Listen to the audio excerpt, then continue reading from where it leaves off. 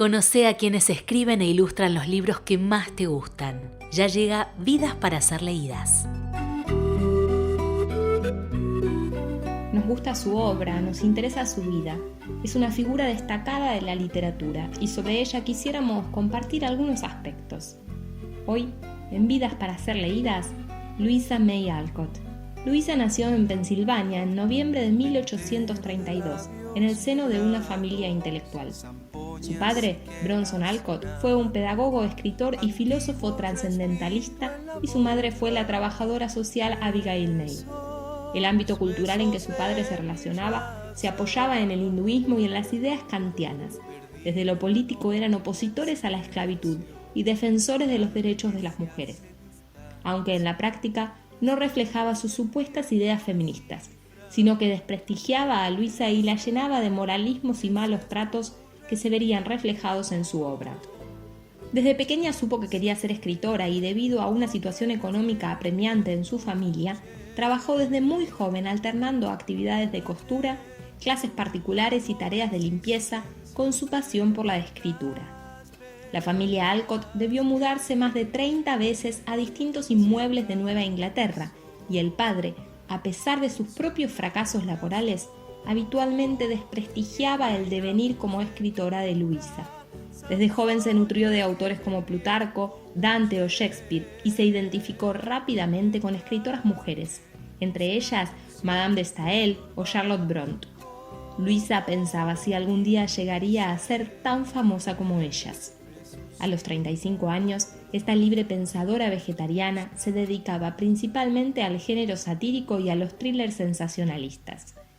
Su profesión no cubría los gastos económicos, por lo que debía aceptar todas las ofertas que tenía.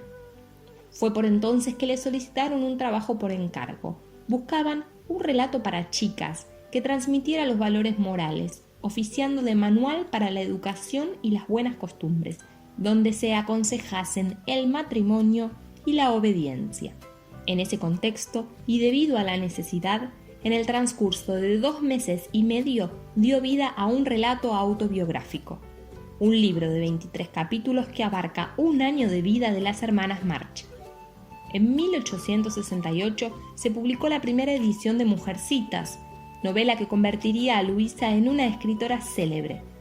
Este texto sufriría numerosos recortes y modificaciones en sus versiones posteriores.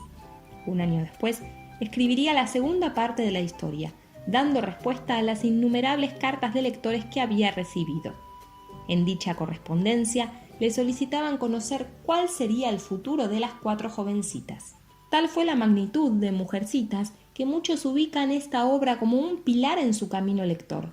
Son varias las mujeres destacadas que, a lo largo de la historia, han hecho referencia a esta obra, tal como Simone de Beauvoir o Greta Gerwig, quien dirigió la última versión cinematográfica.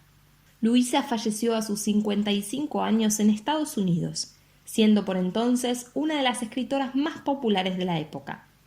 Sería su propia imaginación, aquel caldero mágico, tal como ella lo mencionaba, lo que la convertiría en una mujer indispensable para la literatura de todos los tiempos, inmortal e imperdible para todas las demás.